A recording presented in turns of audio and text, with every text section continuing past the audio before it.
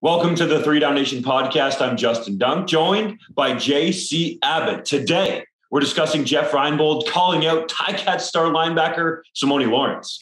Trevor Harris's leadership ability or lack thereof. The Riders' continued penalty woes. Chris Jones cutting another starter. And a legendary Canadian University quarterback getting his call to the Hall. But first, Canadian quarterback Nathan Rourke continues to be the highlight of the young CFL season after lighting up the Toronto Argonauts for a Canadian QB record, 436 passing yards and 4 touchdowns in another blowout win. His historic 2-week stretch has earned praise from Mr. Russ Jackson and caught the attention of NFL personnel people. JC, you've seen both of his starts live at BC Place, so can Rourke keep it up? He absolutely can. Boy, this kid is special to watch. He's playing the quarterback position at a historically good level right now.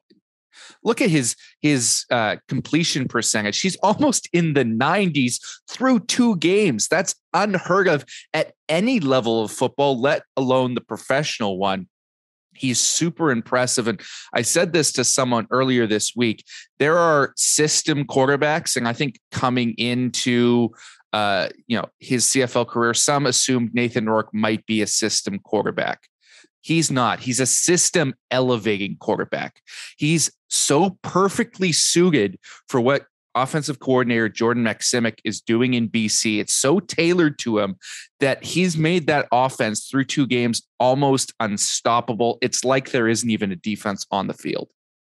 And it doesn't seem to matter who's on the other end of the passes that he's throwing. Brian Burnham goes down in that game with fractured ribs and a punctured lung, and he keeps on putting up the points. So to me, it's easy to see what Rourke has done on the field with the Lions. Obviously highly efficient, has been precise as a passer at all levels of the field, deep, intermediate, and short range, and also shown you his athletic ability with his legs. But it's what he's doing behind the scenes that has led to this success. Rick Campbell, the head coach and co-general manager, essentially said coming into the season that Rourke had stayed over some nights at the facility there with the Lions and had really ingrained himself in this role as being the franchise guy. Then after the win against the Argos, Gary Peters said that he's always around there. He's the first guy in, last guy to leave. And he's even walking around eating peanut butter and jelly sandwiches, JC. But you got to get to the bottom of this. Is he a crunchy peanut butter guy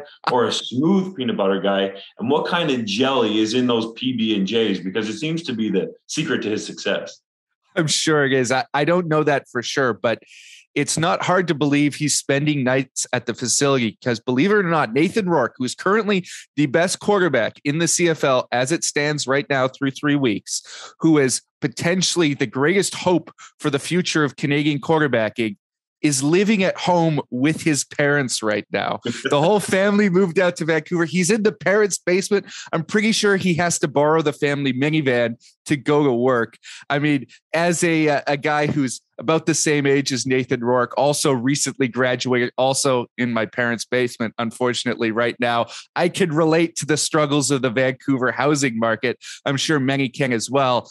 And it's just such a relatable story with Nathan Rourke, such a galvanizing figure. And you saw it because you reported, Justin, that this was the most watched CFL game of the week, a game between the BC Lions and the Toronto Argonauts. We would not have suspected that would have been the most watched contest of a CFL week, any CFL week, before Nathan Rourke came on the scene. Definitely not. We should make sure to say that that was the English language viewership on TSN that just edged out the Riders and Alouettes game on RDS. That game would have had a higher rating if you factor in the French language audience, which is usually in and around 100,000 on RDS. Sometimes it's lower, sometimes it's higher. But in terms of apples to apples, English language viewers, people wanted to stay up and see what Rourke was doing, even in a blowout win. That's what really stuck out to me, is that people were intrigued enough to stay tuned in to that game the whole way through a 44-3 blowout loss. And there's been people across the border that have been at least sitting up in their seats to pay attention to what Rourke has done in terms of NFL personnel people taking notice of Rourke's hot start to the season. Now, he was already on NFL radars when he came out of Ohio University there. He was so productive with the Bobcats, led them to multiple bowl wins and put up a lot of passing yards and rushing yards as well. But he didn't get a contract offer from an NFL team. Went to New York Giants rookie minicamp as an athlete/receiver type, not a quarterback. But if Rourke continues to play at a high level, and it's probably unfair to expect 400 plus passing yards and 4 touchdowns with no interceptions every single week. But I mean, if he continues to do that, he'll certainly be in the NFL. But if he keeps this up, gets the Lions into the playoffs, and shows that he can deal with star status, well, the NFL window in his contract, I think, will be exercised, because there's a lack of high-end passers in pretty much every pro football league in the world. And really the two main ones are the NFL and the CFL. So they're going to like a guy like Rourke, who has the NCAA pedigree. We've seen a number of passers come out of the Mid-American Conference, #MACtion, and had success in the NFL. So it makes sense that Rourke, after his success at Ohio and then coming to the CFL, and yes, it's only been 2 weeks,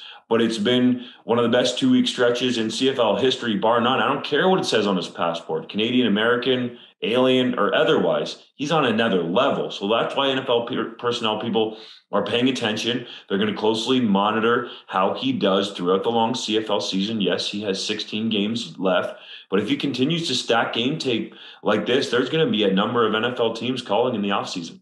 And they should be calling, because if you look at what he's done, his ability to run that offense. Now, when he came out of Ohio, the reason why he didn't get necessarily that NFL interest is because he wasn't seen as having NFL measurables, right? He's not that big. He's got tiny little baby hands, just like a Joe Burrow or someone like that, Kenny Pickett, right? Tiny, tiny baby hands. And even though he's tremendously mobile, he's not lightning fast. He's not Lamar Jackson. So he sort of fell by the wayside because of these lack of measurables.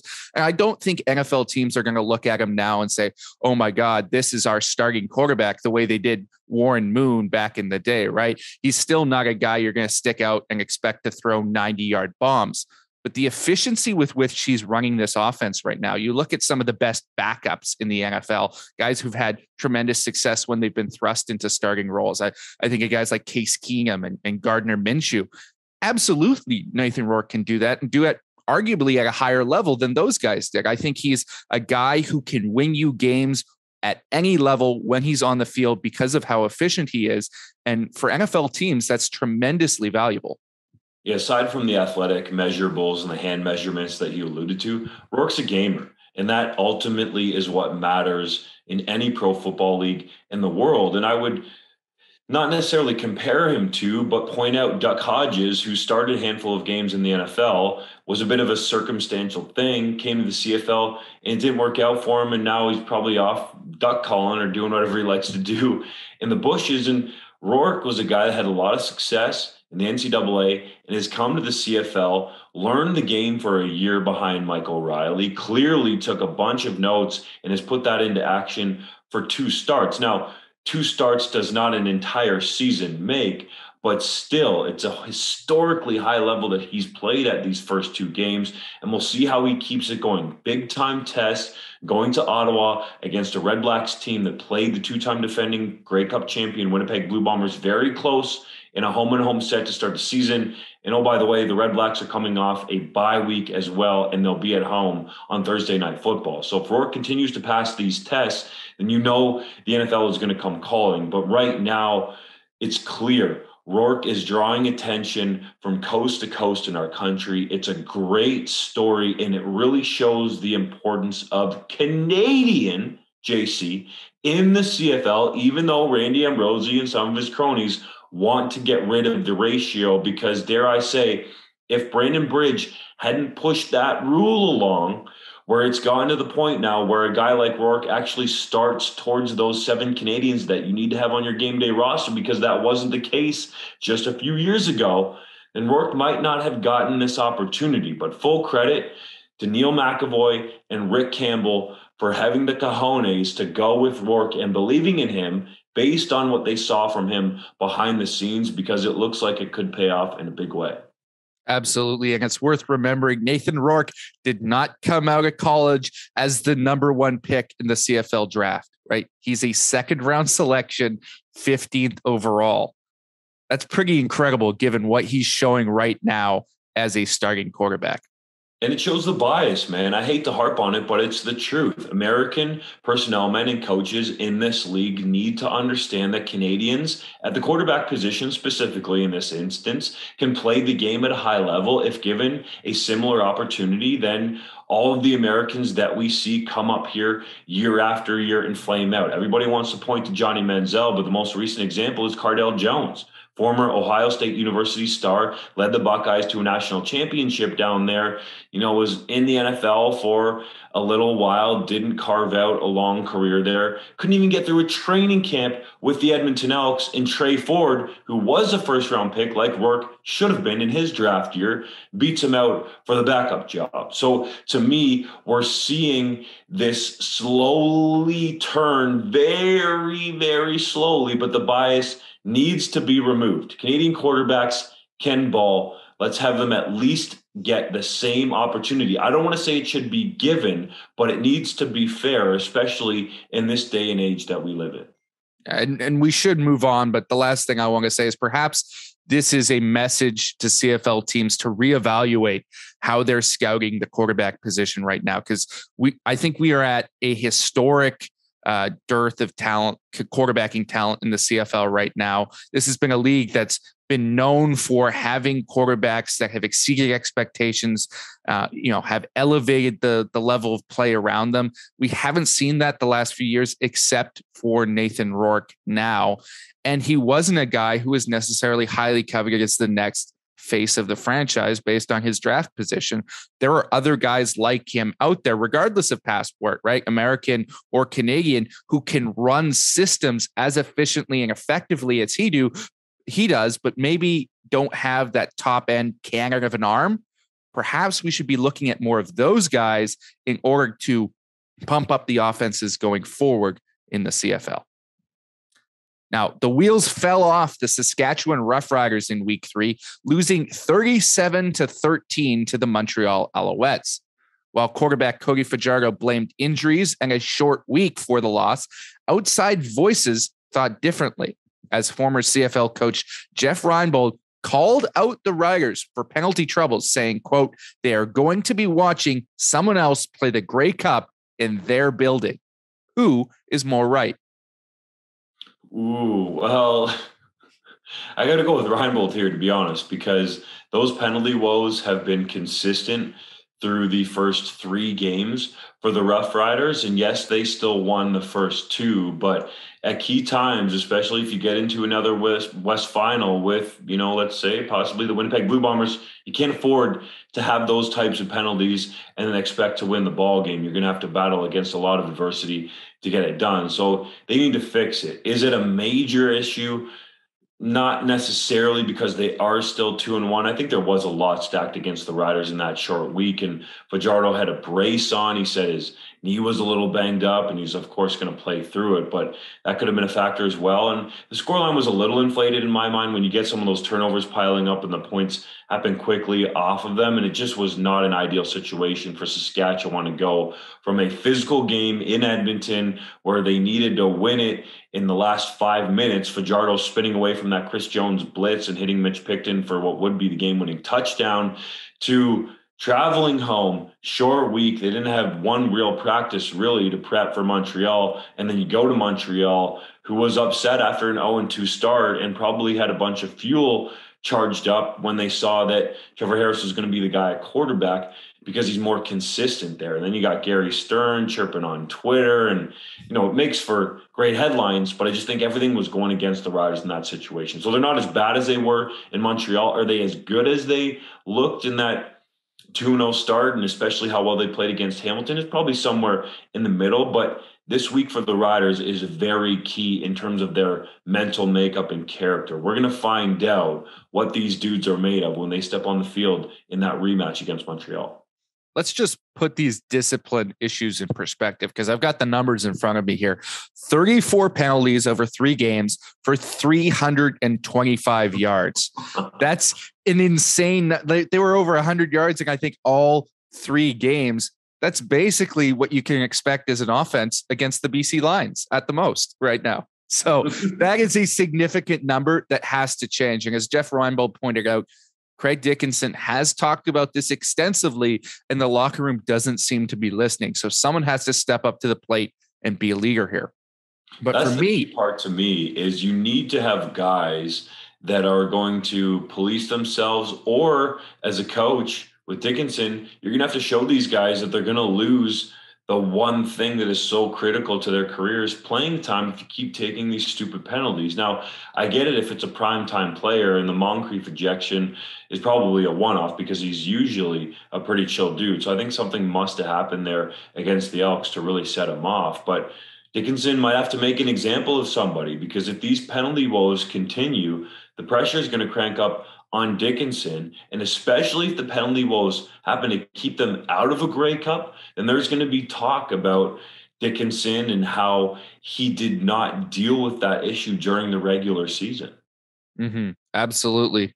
But for me, I think the bigger issue, the thing I'm more concerned about when it comes to the Saskatchewan Roughriders, is their offense right now. Well, you'll look, they're in the middle of the pack in most categories for overall statistics in the league. They've been able to notch 2 wins, but if you look at those 2 wins, it was late surges from them, late points that was able to put them over the top. And they were really inconsistent in the early going, and they showed that again against Montreal. I had high hopes for this offense coming into this year, but the obstacles are starting to stack up, right? Kyran Moore, misses the first part of the season. He's on the 6-game injured list. Duke Williams has been banged up. Shaq Evans is now on the 6-game injured list, which we'll talk about a little bit later.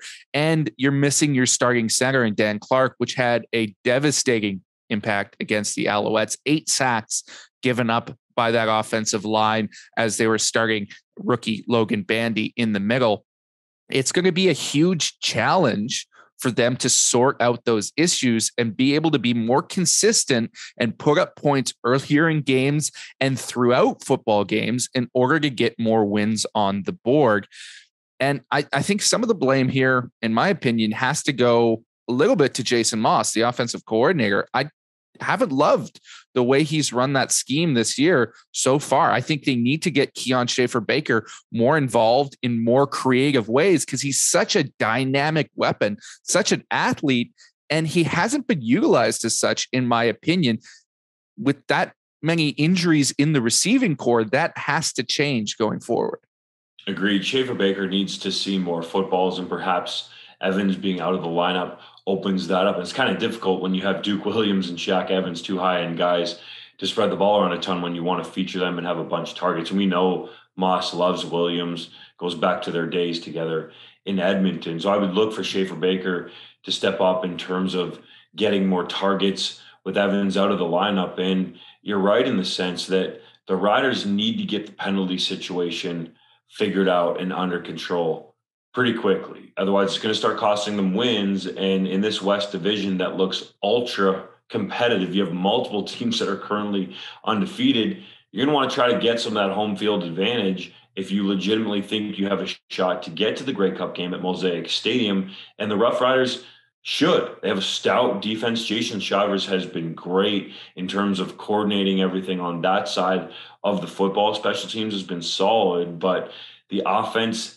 needs to bring it, and I think more consistently. Fajardo turned the ball over there in Montreal, and even though he's beat up a little bit, you got to take care of that ball, man. That's what really inflated that scoreline in my mind, because you can't be doing that kind of thing in the playoffs. And even though they almost battled through it in the last West Final they played in Winnipeg, that's an issue. Cody Fajardo needs to clean it up and have a better touchdown to interception ratio. He absolutely does. And we talked about Nathan Rourke elevating the team around him. In his first season, Cody Fajardo did that.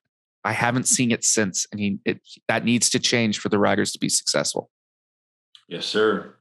In other Jeff Reinebold related news, Hamilton Tiger Cats linebacker Simoni Lawrence took issue with his former coach for saying he had failed to produce any, quote, big plays, close quote, during the Ticats' 0-1 start. Lawrence called Reinebold, quote, fake as bleep, end quote. The Ticats are 0-3 after another quiet showing from Lawrence. So does Reinebold have a point?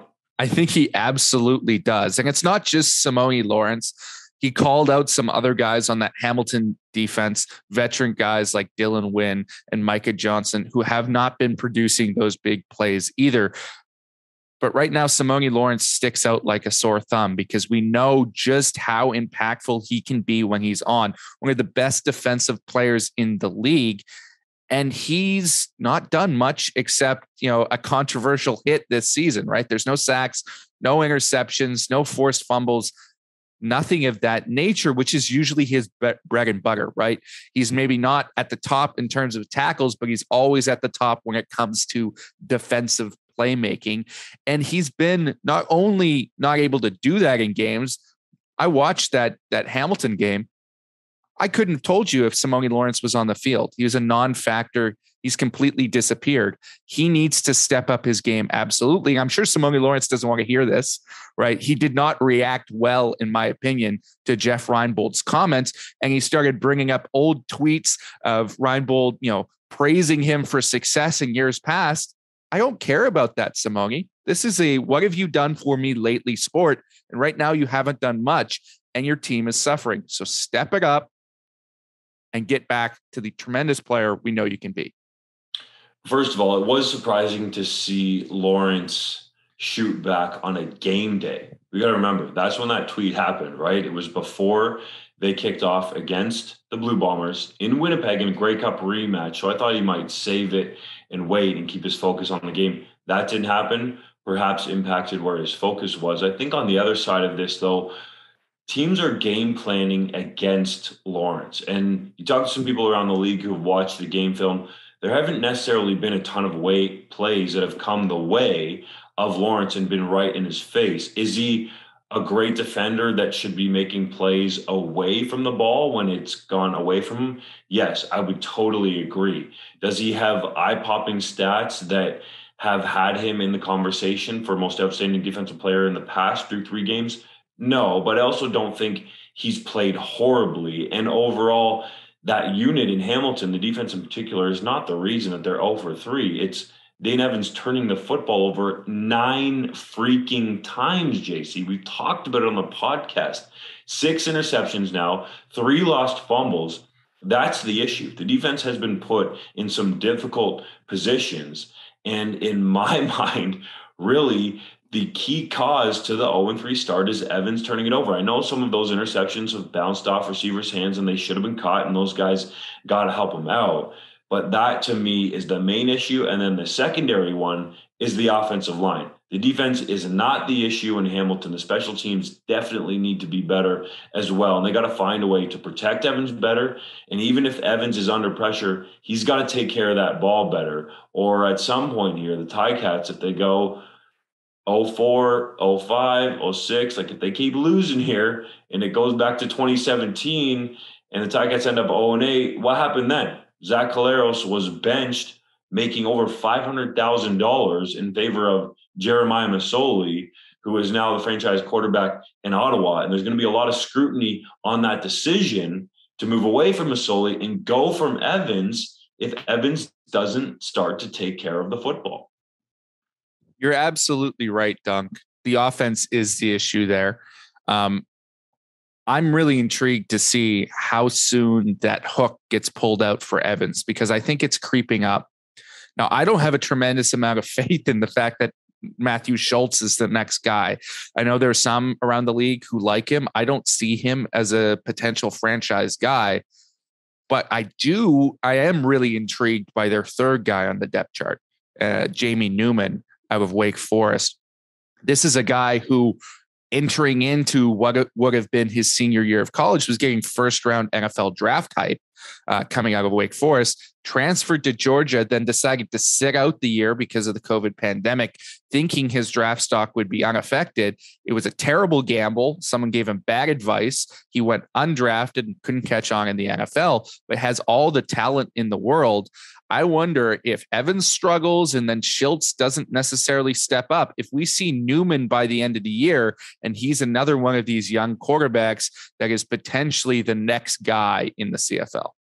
Yeah, that's a bit of a far reach in my mind, but it's not out of the question right now with how Evans has been unable to take care of the football. I think you're definitely right that it's getting closer to that time where they're going to have to say, hey, we got to take care of the ball game, man, because you're just not securing the football, and we can't be turning it over and putting our defense in bad positions and flipping field position quickly with the turnovers that you've had. And they signed Schultz for a reason. He was a guy that has experience. Maybe he doesn't have that franchise guy capability, but I mean, nobody would have said that about Cody Fajardo before he went in there for the Riders. So we don't know, especially with a competent team around him. This was my major question mark coming into the season for the Tiger Cats, was choosing Evans and him being the unquestioned starter there, because that had never been the case. He always, for better or for worse, and maybe unfairly against Evans, had Masoli to lean on. And if Evans wasn't playing well, they would go back to Masoli. But through those years, Masoli was the lead guy. He was the guy that started the season in 2019. Yes, Masoli had the ACL injury, and Evans took that juggernaut of a team to the Grey Cup. But Evans struggled in the Grey Cup. Anytime the pressure seems to be cranked up, Evans doesn't play his best football. In 2021, the training camp battle leads to Masoli being chosen as the starter, and he was the guy that started the majority of the season at quarterback. And I hate saying it, sounds like I'm banging on the guy, but there were a lot of people that questioned Evans' ability to be a leader after that game where he got hurt in Toronto, and there were tears on the sidelines, and they felt like you shouldn't see that from your franchise quarterback. I understand we're all emotional people, and we've been through different things like that where we feel those emotions, but I'm just relaying what CFL personnel people told me based on that one instance. Tears, I don't think necessarily indicate the ability to be a franchise quarterback or not, but it was something that stuck out to people. So ultimately here, and the Tiger Cats won't come out and say it, but Orlando Steinauer is going to be held accountable for that decision because he was the guy that was elevated to president of football operations along with the head coach. And for whatever reason, it's been hard to figure it out or get many people to talk about it. They decided to go with Evans. Some people think it had to do with age and him being younger. And then other people don't really have a reason why they let Masoli go to Ottawa. And look what he's done. Yeah, they don't have any wins, but he looks like he's been in that Paul Police offense for 10 years and has completely changed the whole feeling and energy in the building there in Ottawa. So if this first start continues, there are going to be a lot of questions raised and pressure put on people there in Hamilton. Now they get the Edmonton Elks at home, a winless team that is on the ropes right now, but the Elks have played better football in the last couple of weeks. They played Calgary very tight, who is at the top of the West Division right now. Saskatchewan, who's supposed to compete for a Grey Cup, they took down to the wire. So this is not going to be easy, even though the Elks record says 0-3. Mm-hmm. And I think the thing you touched on that we haven't talked about enough is the role of the offensive line in this decline for Evans, because Masoli is the type of mobile guy that if you have protection issues up front, he can sort of make some plays happen regardless. You can roll him out, you can play action, you can do all these different things with Jeremiah Masoli that can compensate for protection issues. Danny Evans isn't that same type of guy. He's more of a statuesque pocket passer, and their offensive line has been horrendous throughout this start to the season, really struggled in every single game with 3 different combinations thus far. And if you look at Evans and his history of not performing under pressure, that goes both for pressure in the situation and pressure from the defense, because those Grey Cups he's struggled in, that was with a lot of pressure from the likes of Jackson Jeffcoat and Willie Jefferson coming from the Bombers defense. That disrupted those games for Dane Evans as well. We're seeing that thus far in the CFL season. Well put, my man. I do not want to discredit Reinebold and his analysis because he's watched more CFL film than we ever will, and he knows the league really well. But I kind of felt like it was an unwarranted shot, to be quite honest, at Lawrence. Speaking of unwarranted shots, perhaps, with Vernon Adams Jr. out due to COVID, Trevor Harris' first start of the 2022 season was a success. More starts are expected for the veteran, but not all are convinced that the Alouettes are his team for the foreseeable future, including former teammate JP Bolduc, who said on Ottawa radio this week that Harris is not, quote, a natural leader, end quote. Is Bolduc off base? I think he is here, and I was kind of surprised to see this comment come out. Now, everybody's going to have a different opinion of how you're a natural leader, but Harris is a guy that is so dedicated to his craft that I just don't understand how that wouldn't come out as being a natural leader. Everybody does it in their own way, and maybe some people expect leaders to be very vocal and demonstrative in sort of a certain way, but Harris does it in his own way, which is unique, just like, many of us do whatever it is in our lives in the way that we lead. So I think it is off base in that sense, because we've heard Harris talk about wanting to play into his 40s and really getting into the TB12 method, the Tom Brady sort of concept of working out and eating to make sure his career is as long as possible. So he's constantly looking at ways to make sure he's on the field and available for his team and being the best quarterback that he can be. Is he a guy that's going to, yell and scream, or is going to kind of take the room by the neck and drag him along with him? Probably not, but that's not who Harris is. So I think Bolduc needs to understand who his teammate is and how he leads, because it can be done in many different ways. I'm actually going to disagree with you here, Dunk, because I think JP Bolduc has a point. Now, to what you said before, I do think Harris leads by example in some of the things he does, his preparation. I have no criticism of that. And Bolduc said he doesn't always lead by example. I disagree. However, overall, in my experience covering Trevor Harris, there are stretches in which he struggles with the mental aspect of the game and being able to be consistent emotionally. He goes through these bad patches where he just seems to be in his own mind. He can't find the rhythm. We saw it at the start of last season.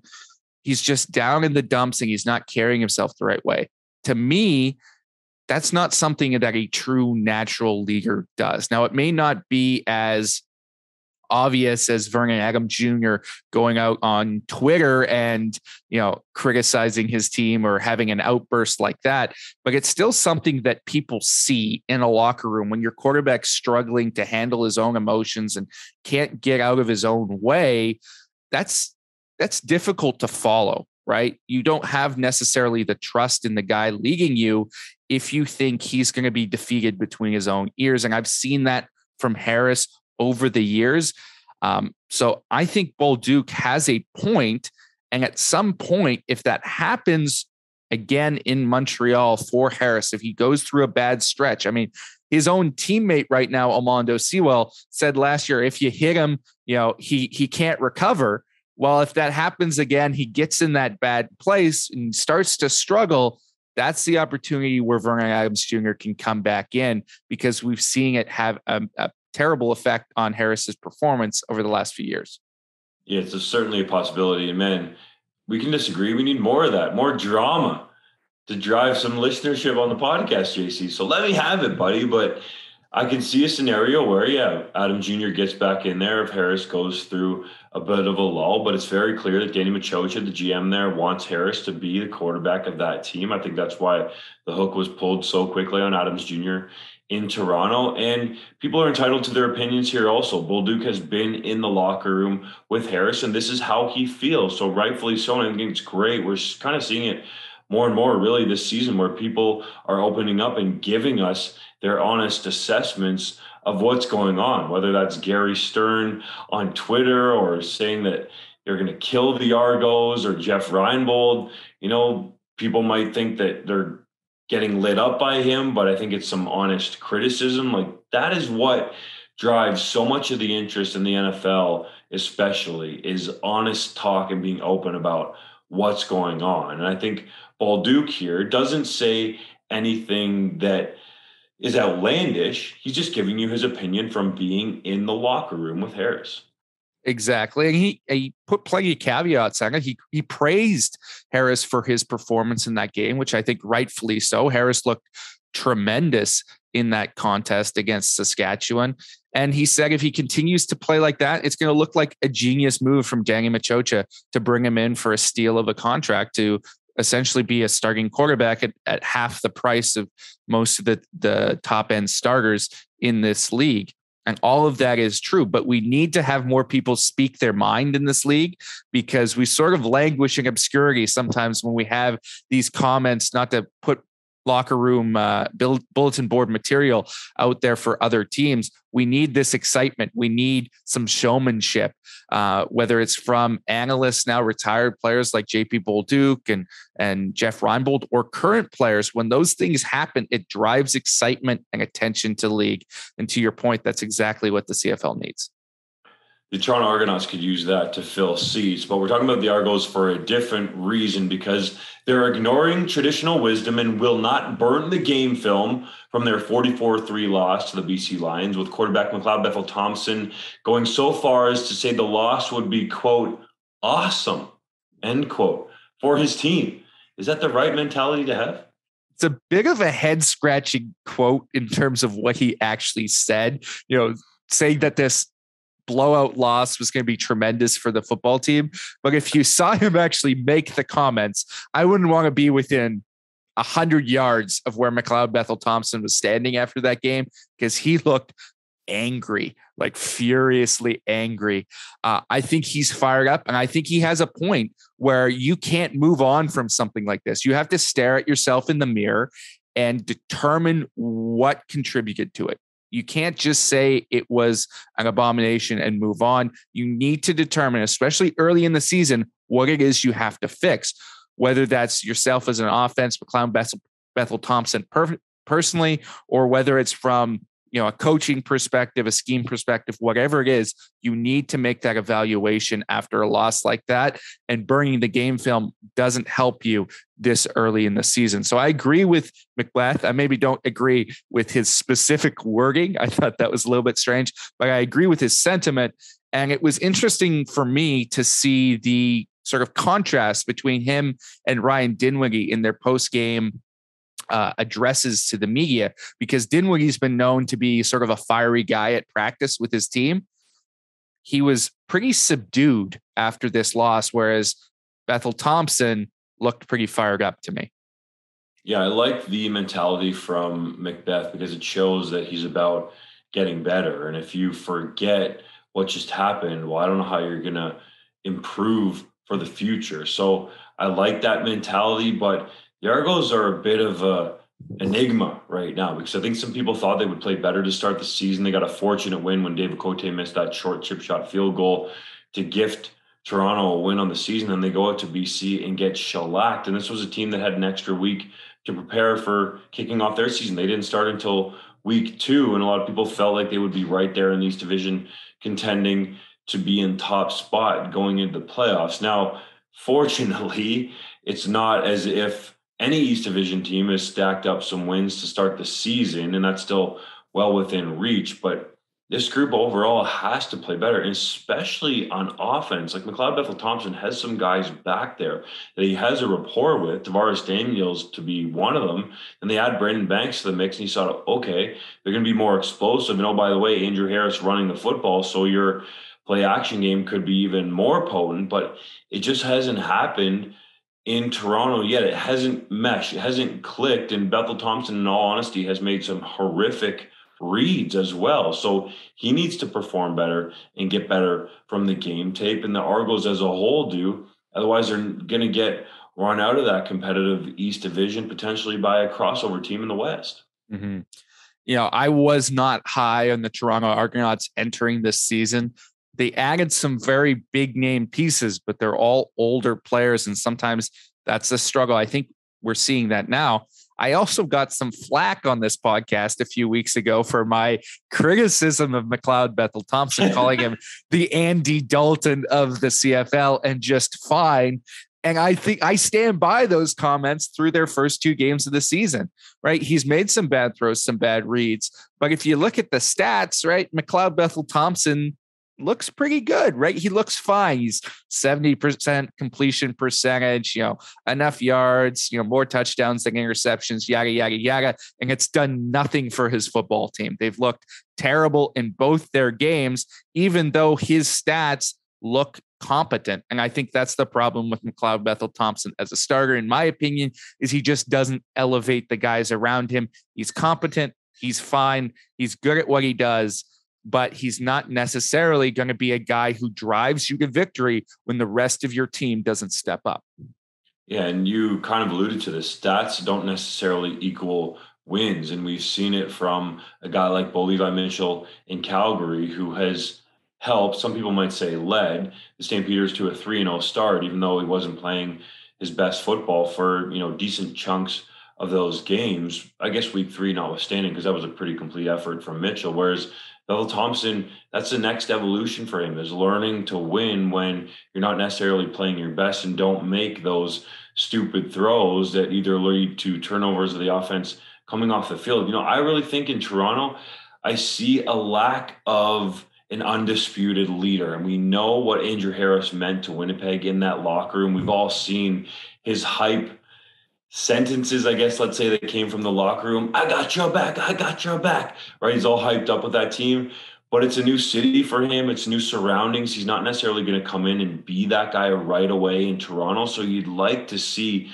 somebody stick out and kind of grab that team and say, let's go, fellas, because they have the makings of being a legit defense. And I think a solid offense that could comprise a great team in Toronto that can contend to be the team that comes out of the East Division and get to the Grey Cup, which I think a lot of people thought might happen this year after them finishing first in the East during the regular season last year. We all know what happened in the East Final when Dane Evans went perfect in that second half to lead the Ticats to a comeback win. But there were some people that felt like, oh, well, they added Andrew Harris and Brandon Banks and Jagger Davis, as you alluded to, that they could be that much better. Well, on the flip side of it, you'd rather be a year too early on the decline than a year too late. And we're still early in the season. Banks has flashed. Harris, we saw him go over 100 total scrimmage yards in his first outing there in Double Blue in Toronto. And Jagger Davis has been quiet, but it's early. So let's see how we go a little bit here with the Argos and how they deal with this blowout and potentially bounce back. I think what surprised me most watching that game wasn't how poorly the offense performed, it's how poorly the defense performed. And that's a tough system to defend that the BC Lions are running, how quick the ball gets out of Nathan Rourke's hands. And, it's difficult to make plays against that, but this is still a much more talented defense than they showed against BC. I wanted to see more push from that defensive line. There was some big hits out there, but not necessarily consistent play from some of the guys like Wynton McManus and Enoch Mwamba in the middle. I shouldn't criticize McManus. He had like 1,000 tackles in that game. He was all over the field, but everybody else needs to step up and start making more of those plays underneath to be a more successful team defensively going forward as well. Now, you mentioned him earlier, but Calgary Stampeders quarterback Bo Levi Mitchell threw for 321 yards and notched his team's 3rd straight victory to start the season. After a whole bunch of controversy to start before the season started, is it time to finally put to bed the questions around Mitchell's health and longevity? Not yet, because we need to see this prolonged, but I would argue that that was Mitchell's best game in week 3 since before his shoulder injury that he sustained in 2019. He had a high completion rate, wasn't hovering around 50% where he kind of seemed to be for better parts of last season in games. And overall, you could see that the offense had some jump in them. And they've had that in the opening week in particular when they scored 30 in Hamilton in the second half. But there's been stretches there where you're thinking, what is Mitchell doing, or where's the arm strength?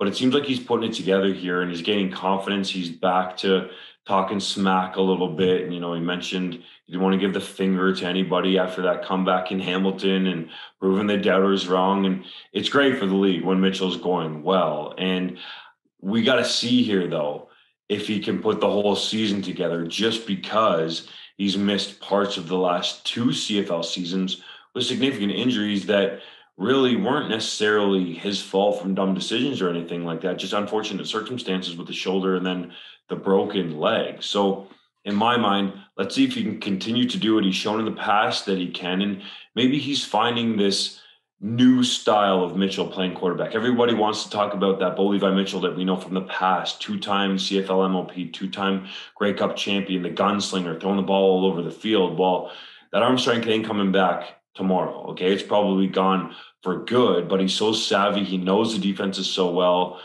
and he knows what's going to come out of them most of the time. He's seen it so many times that I think this new style of quarterback that Mitchell is a thinking man's quarterback and a guy that still has a heck of an arm. It's just not to that caliber to when he broke into the league. Absolutely. And this was the first time we saw him play that way for 4 straight quarters for a complete game, which I was really pleased to see, because as much as we talk about Bo Levi Mitchell and whether how many more years he can play and how his health is, I want to see him succeed, because he's one of the best quarterbacks to ever play this game. He's a first ballot Hall of Famer in my mind, I think in everybody's mind, and we're better off when he's playing like he played this week. I mean, now that's 6 straight quarters plus an overtime of successful play. We'll put it in the win or the positive category for the season so far, just by this much, 6 bad quarters, then 7 good quarters. So he's starting to turn things around. And most impressive to me was he did so on a week in which he re-aggravated that ankle injury from week 1, couldn't practice to the full extent. He was questionable for the game. In fact, Dave Dickinson said up until kickoff, he thought he was going to start Jake Meyer. That was going to be the guy for that week. And then Mitchell came out. He said, I'm ready to go. Went out there, put up a 300-yard performance. I'm really happy to see that in Calgary. And shout out Malik Henry, who had a big-time game for the Stamps on the receiving corps. And it looks like they've got some dangerous weapons. You add him to Reggie Begelton as well. And then you have Kamar Jordan, who we know is a longtime favorite of Mitchell too. So that group is getting more dangerous by the week, it seems like, as they go along here. They got Kateem Carey, Tolton the Rock in the backfield, who looks healthy after being nicked in that Hamilton game. So Calgary could be pretty scary here. And traditionally, even in the years when the Stampeders were really, really good, they started slow. Like they would tie some games with the Red Blacks, if people remember, or they might have a loss here or there to start the year. And then they would just go on this crazy streak. But this season, they've started strong, at least from a winning standpoint, 3-0. So in my mind, you get this team together with Mitchell having some confidence, Dave Dickinson knowing what to do overall with that team and get them to the top of the West Division. And as much as everybody loves Nathan Rourke and his start, and I do, I would put the Stamps ahead right now in terms of, if I had to select a team today and who was going to win the West Division, it'd be Calgary, based on what we've seen early in the season and the experience that Mitchell and Dickinson have. Not to say that Rourke and the Lions can't do it, or Saskatchewan can't jump up, or Winnipeg doesn't win the West again, but I think Calgary has the makings and the history to potentially get it done. Long way to go, though. Long, long way to go, Dunk. Indeed. Let's go to the 3-minute drill. JC, kick us off. The Hamilton Tiger Cats have acquired offensive tackle Colin Kelly from the Edmonton Elks in exchange for a 7th-round pick. Is he the steal who could turn that offensive line around? It's possible. Kelly is certainly a badly needed upgrade for that Ticats offensive line. I'm sure Evans looked up to the heavens and was thanking his lucky stars for the trade. Saskatchewan receiver Shaq Evans is expected to miss 6 to 8 weeks with a fractured ankle suffered in week 3 against Montreal. Who's the next man up for the Riders? It's a big loss, big shoes to fill. I think it's down to 2 options in my mind. Either you go with 3 Canadian receivers and you give Samuel Emelis his shot, the 1st-round pick from this year, or I'm really intrigued by a small school guy they've got on their roster, Julie Aristoteli Jr. I don't know if I'm pronouncing that right. Anyway, I saw him down in Texas. He's a baller, huge body guy. I think he could be a different threat in that Riders offense. The Grey Cup rematch between Hamilton and Winnipeg was delayed due to inclement weather, but only by 30 minutes. How glad were you that we didn't have a repeat of that marathon night from a few years ago, Dunk? As much as that night was fun for a lot of people involved, and it was one of the unique moments in CFL history, I'm glad that this game did not last that long. BC receiver Brian Burnham has been placed on the 6-game injured list after suffering fractured ribs and a punctured lung against Toronto. Can the Lions keep clicking without Burnham? I think they can. He's no longer the number one threat in that offense that he used to be. And this is an offense that's designed around Nathan Rourke distributing that ball all the way around the field quickly. So they'll be able to compensate. I just want to give Brian Burnham credit on that injury. I don't know how he hung onto the ball. That's another impressive catch from an all-time great CFL receiver. For the third straight week, the Edmonton Elks have released a starter. Defensive back Matt Elam was one of 5 players cut by the team this week. Should we expect more axes to fall, courtesy of Chris Jones? There will be a bunch more, especially in the first year with him in Edmonton. But Jones needs to be careful here. He keeps making moves, and if the Elks don't have some consistency with their lineup and they keep going over, man, people are going to call into question his job, because he was supposed to be better than the previous regime that was in Edmonton. The Montreal Alouettes are the latest CFL team to lose their starting center. Sean Jamieson will miss 6 to 8 weeks with a knee injury. Can the Owls adapt? I think they can. I really like David Brown, who I think is the next man up. He had a tremendous collegiate career at the University of Western. It's going to be tough, but the Montreal Alouettes offensive line the last couple of years, I think, has been better than the sum of their parts. They outplay their talent because of how cohesive they are as a unit. And if there's any group that can compensate for missing their starting center, I think it's that one. The Ottawa Redblacks had their own injury news coming off the bye week, as defensive back Abdul Kenna will miss significant time. Is that a big loss? Well, it could be. He's been a stable veteran piece in that secondary. We'll see exactly how long he's going to be out, but they're going to have to shuffle the deck in the secondary and deal without him for at least a little bit. Former University of Maine cornerback Catley Joseph, who went undrafted in the 2022 CFL draft, has transferred to the University of Saskatchewan.